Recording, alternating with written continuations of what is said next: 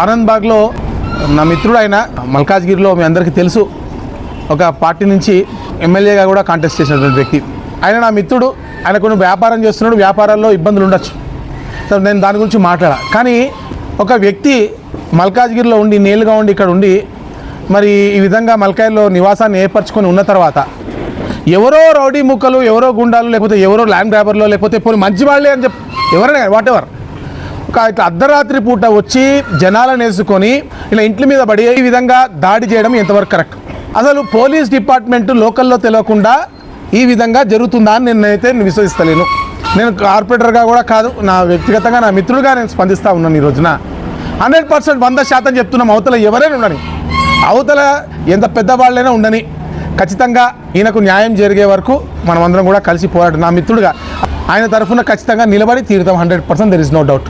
అయితే ఇక్కడ ఈరోజు నేను పోలీస్ డిపార్ట్మెంట్ అడుగుతున్నా.